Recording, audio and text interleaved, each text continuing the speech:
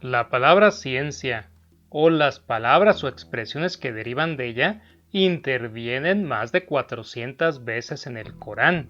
Entre los versículos que están a favor de la ciencia de manera explícita está este: para que Dios también eleve la categoría de aquellos que vosotros que crean y reciban la ciencia.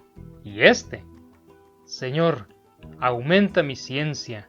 Igual se atribuye también a Mahoma declaraciones sin ambigüedad en favor de las ciencias y de los sabios. En tierras islámicas, los hombres de ciencia venían de todos los horizontes y no tenían ningún vínculo con los teólogos o religiosos en un sentido amplio. Pese a lo que acabamos de mencionar, igual no eran nada más enciclopedias andantes que destacaban en todos los ámbitos del conocimiento. Claro, obvio que lo sabía que eran unos verdaderos eruditos, como por ejemplo Al-Khwarizmi, el creador del álgebra, que era un formidable matemático y astrónomo; Al-Kindi, que era filósofo, matemático y astrónomo; Ibn Sina e Ibn Rushd, que eran filósofos y discípulos del anterior; y Abu Kamil, matemático egipcio del siglo X, que es mencionado por sus contribuciones al álgebra. Ahora, ¿se puede decir que la enseñanza durante el Imperio Islámico posibilitaba el florecimiento de la ciencia? ¿O acaso era que dependía también de otros factores?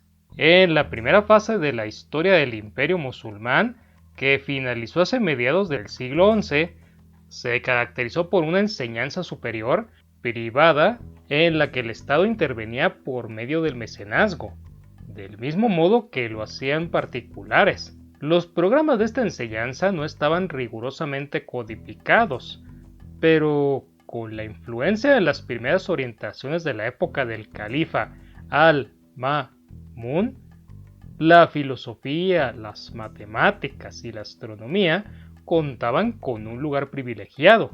Durante este primer periodo, también se multiplicaban las bibliotecas, con estatus variables, porque algunas eran públicas o semipúblicas u otras privadas.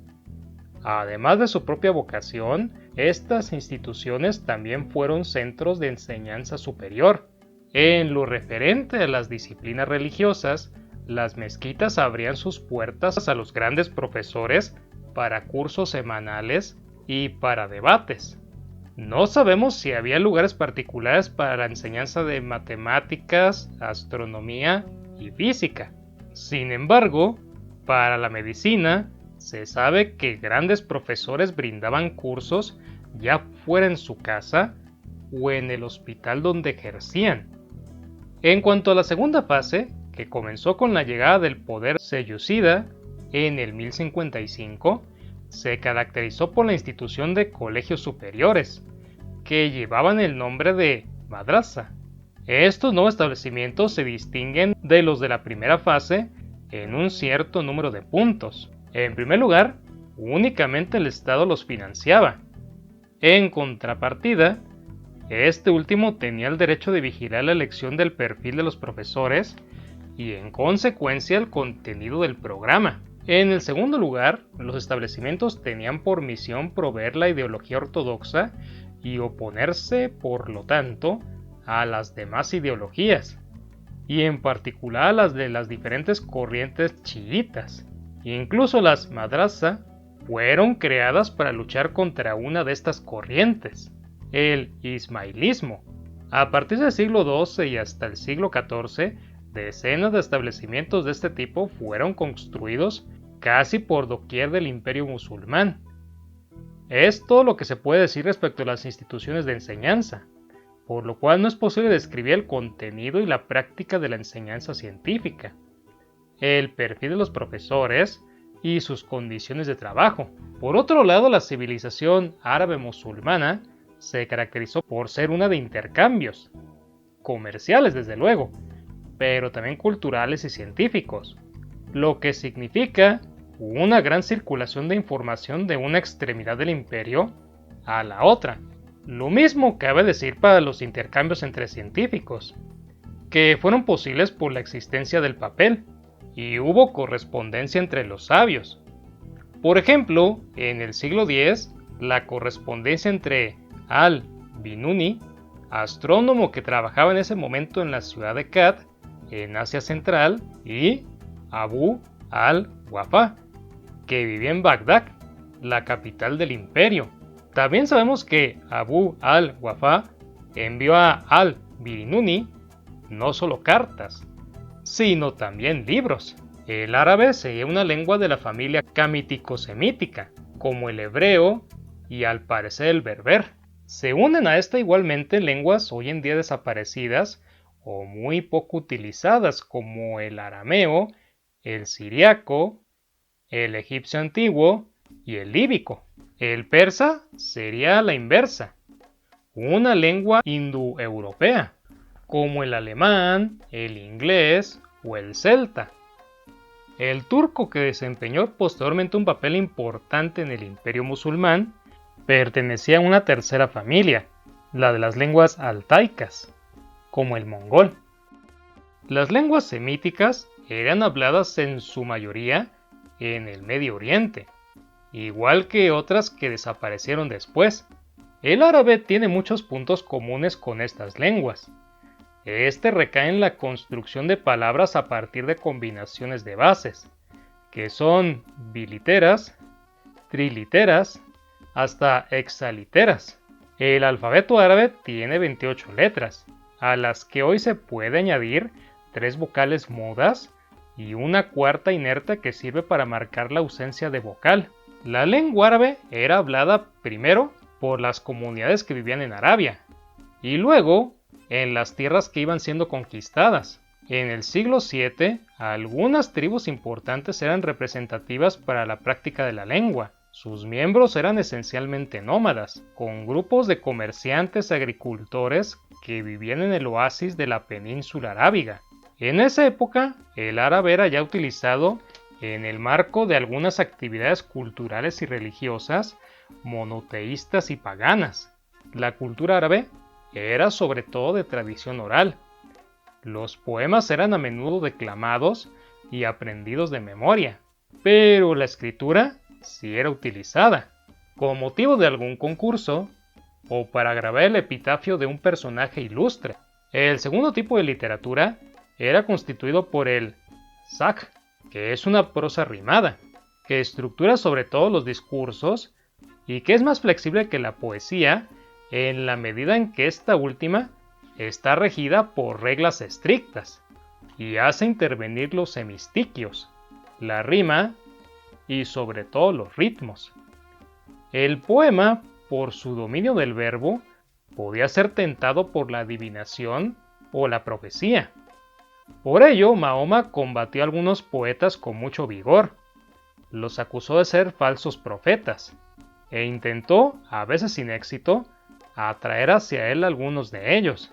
En resumen, hay que insistir en el hecho de que, en la víspera del advenimiento del Islam, la lengua árabe no era solamente una lengua de nómadas y comerciantes, era sobre todo el vehículo de una cultura poderosa, desde luego esencialmente oral, que desempeñó un papel de referencia cuando la poesía y la prosa árabes se volvieron objetos de estudio, es decir, hacia la segunda mitad del siglo VIII. Después de la muerte del profeta, y probablemente después de que el califa Othman ordenara transcribir el Corán, entonces después del año 644, el análisis crítico de las palabras de Mahoma narradas por los testigos comenzó en ese momento. Como el Corán fue transmitido por medio del lenguaje árabe, se volvió necesario conocer las reglas de este. Esto condujo a estudios gramaticales muy profundos que comenzaron en la época omeya y se desarrollaron al final del siglo VIII. El análisis de la composición interna de la lengua, o sea, de los fonemas existentes, la manera en que se combinaban, los problemas de la lingüística y cuestiones de sintaxis, todo esto comenzó en esa época. A medida que los musulmanes conquistaban el mundo, fuera de Arabia encontraron lugares, sociedades y costumbres nuevas que no conocían, así como objetos que jamás habían visto. Fue necesario nombrar esos nuevos conceptos. Para esas cosas nuevas, se usaron palabras locales que no eran árabes, pues estas designaban estas nociones o cosas nuevas. Esto se hacía a menudo arabizando su pronunciación, luego la escritura, o incluso sustituyendo algunas denominaciones por términos árabes. Posteriormente vinieron las traducciones más en forma, pero antes de eso los árabes se lanzaron al estudio de diferentes aspectos de la lengua árabe misma. En los primeros decenios que correspondieron al nacimiento de la nueva tradición científica, el árabe tomó prestados numerosos términos de otras lenguas, esencialmente del griego, el siriaco y el persa. Entre las palabras, algunas quedaron tal cual y otras se transformaron. Con el progreso de la actividad científica y filosófica, el árabe continuó enriqueciéndose, pero esta vez echaría mano de sí mismo y daría sentidos nuevos a palabras antiguas. Todas las lenguas que en un momento de su historia tuvieron que nombrar los objetos y herramientas de una ciencia en actividad, o bien expresar sus nociones y conceptos, siguieron los procesos que acabo de mencionar: préstamo de palabras y multiplicación de sentidos de una misma palabra de la lengua. El árabe lo hizo a partir del siriaco, el griego, el persa y el sánscrito. Eso mismo haría el persa a partir del siglo XI y el latín y el hebreo a partir del siglo XIII, al tomar del árabe lo que era necesario para enriquecer las lenguas científicas y filosóficas. Así, en el siglo XI, el astrónomo y matemático Al-Biruni mencionó en estos términos un libro astronómico indio que había sido traducido a finales del siglo VIII. La traducción es muy mala, decía. Dejó en sánscrito una gran cantidad de términos. Entonces, he decidido transcribirlos al árabe correcto. Y eso fue lo que hizo efectivamente. En el caso de la medicina, los escritos griegos, y con mayor particularidad los de Hipócrates y Galeno, fueron ampliamente traducidos en árabe, ora directamente, ora a partir de traducciones siríacas anteriores al advenimiento del Islam, etc. En las primeras versiones árabes de algunos escritos, encontramos también transcripciones de palabras griegas. Es el caso de los nombres de algunas enfermedades, como la depresión nerviosa, que conservó en la medicina árabe su nombre griego melancholía. La situación es parecida en la filosofía, en la que los nombres de conceptos y títulos de obras de Aristóteles fueron simplemente transcritos en árabe. Cuando el imperio musulmán era la sede de las intensas actividades científicas y filosóficas, la lengua árabe había respondido a las necesidades de estas actividades de diferentes maneras. Hizo préstamos de palabras extranjeras. Luego, conforme al desarrollo de las actividades, dio nuevos sentidos a términos árabes antiguos. En fin, hizo lo que habían hecho todas las lenguas a lo largo de la historia, que en algún momento fueron dominantes en determinado sector de la actividad intelectual. Entonces, es normal que con la misma disminución de las actividades científicas y filosóficas, la lengua árabe que las nombraba dejara de enriquecerse con nuevos términos o nuevos sentidos.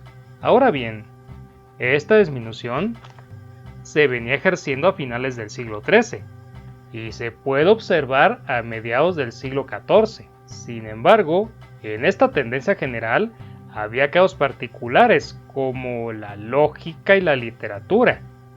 La primera porque precisamente conoció cierto renacimiento en el siglo XIII, y la segunda porque la lengua de expansión fue desde el siglo VIII más estable que las ciencias y la filosofía. El árabe se impuso progresivamente a todas las lenguas en la administración y en las actividades científicas y filosóficas. En esos términos, las demás lenguas Incluso cuando eran mayoritariamente habladas en las regiones de origen, fueron marginalizadas. Unos de los textos que son cruciales para entender la ciencia árabe en su propio idioma fueron las obras de astronomía y de matemáticas de Al-Kazi, y particularmente su libro titulado La clave del cálculo y su epístola acerca del cálculo de la relación entre la circunferencia de un círculo y su diámetro. El primer escrito es una suma que trata los temas clásicos del cálculo, el álgebra y la geometría, pero contiene algunos aspectos originales, como el capítulo sobre la geometría decorativa. En este explica los procedimientos que permiten construir puertas y cúpulas, decorar los muros y los techos con motivos llamados estalactitas. En su segundo libro, titulado Epístola sobre la circunferencia, expone un método que permite mejorar el cálculo del número pi, determinando su valor cercano de este número con 17 cifras después del punto. No fue sino hasta el 1615 que Ludwig van Coulen mejoró el cálculo con 32 cifras después del punto. En Occidente, uno de los últimos matemáticos que hizo hablar mucho de él en Europa a finales del siglo XIX y principios del XX fue Al-Khalazadi, originario de la provincia de Granada. Completó su formación en Temecón y vivió durante mucho tiempo en Beja y en Ifrigia. El interés de los historiadores de las ciencias por este matemático se debe al hecho de que uno de sus libros, titulado Se desvelan los secretos de la ciencia de las cifras de polvo, fue la primera obra conocida que contenía un simbolismo matemático completo, capaz de enunciar todas las operaciones aritméticas y algebraicas practicadas en esta época. En las disciplinas no científicas, uno de los últimos grandes logros es el de Ibn Khaldun, que prácticamente creó una enciclopedia. Escrita a finales del siglo XIV, esta obra es al mismo tiempo una culminación y un desenlace de la tradición árabe. De los 14 volúmenes que la componen, 12 son de factura clásica. Los primeros dos, concebidos por su autor como una introducción a toda la obra, contienen un método e ideas por completo originales para la época. ¿Y los turcos? Estos aparecen en el terreno político a partir del 1055. Entre esta fecha y la del 830, que marcó el fin de su presencia en el Magreb y el inicio de la destrucción de su imperio, podemos distinguir dos fases importantes. La primera, la más larga, va de 1055 al siglo XIV. Los turcos se conformaron con el control político de una gran parte del imperio, primero militarmente, detrás del escudo del califato, y luego directamente, al controlar todos los engranajes del poder. Esto se tradujo en la creación del Imperio Otomano, cuya fecha oficial se ubica hacia el año 1299. Durante este largo periodo, el árabe siguió siendo la lengua dominante en los ámbitos literario, científico y filosófico. Enseguida, como en Persia, pero con un desfase notable en el tiempo, los intelectuales otomanos empezaron a traducir al turco textos científicos árabes o persas, luego a redactar este tipo de textos directamente en turco. Durante el segundo periodo, es decir, a partir del siglo XIV, este fenómeno se amplificó y se empezó a escribir cada vez menos en árabe, excepto tal vez en el terreno religioso. Esto favorecería la creación de una lengua científica y filosófica turca. El alcance conocido de la tradición científica de expresión turca fue a semejanza de la que se practicaba en lengua árabe en la misma época, en el resto del imperio. Es decir, sin ninguna innovación en el contenido y en las orientaciones, incluso una reducción del terreno de actividad y una pérdida de información importante en relación con los aportes de los sabios de los siglos X al XIII. De hecho, estas dos tradiciones no conocieron una ruptura respecto de la actividad científica de los siglos XIV y XV. en la medida en que continuaron sufriendo de los mismos factores que habían contribuido a la disminución de diferentes actividades intelectuales. Las excepciones son la arquitectura y la astronomía, que parecen haber resistido mejor este proceso de declive. Entre los signos del dinamismo de la astronomía están los numerosos escritos que nos llegaron, así como las informaciones precisas que conciernen a las actividades del Observatorio de Estambul. En la arquitectura, los grandes logros de Sinan y de su escuela no pueden concebirse sin la existencia de una fuerte y larga tradición en este ámbito. A partir de finales del siglo XVIII, el poder otomano introdujo la política de apropiación de una parte del saber occidental, con el objeto de modernizar su administración y su aparato militar. Las obras que concernían a la tecnología de la guerra se tradujeron al turco. En esta época, del mismo modo, se introdujo el sistema métrico en Turquía. Posteriormente, el sultán Muhammad III alentó la traducción de obras científicas europeas, sobre todo francesas, como los elementos de geometría de Legendre, aplicación de álgebra a la geometría de Munja y la biografía astronómica de Lalande. Pero esto no dio un nuevo impulso a la actividad científica local, que permaneció en su mayoría tributaria de la tradición científica heredada de los siglos XIV y XV. Por el contrario, en Turquía un proceso a largo plazo se implementó, y eso mucho antes del fin del Imperio Otomano y del advenimiento de la República. Numerosas obras, esencialmente técnicas, fueron traducidas, y una nueva enseñanza se proporcionó en los establecimientos que debían formar ingenieros. Si te gusta mi trabajo, por favor, suscríbete, activa las notificaciones y comparte el video con tus amigos. Eso es algo que me ayudaría bastante. Mi nombre es Ajay López y te deseo un día histórico.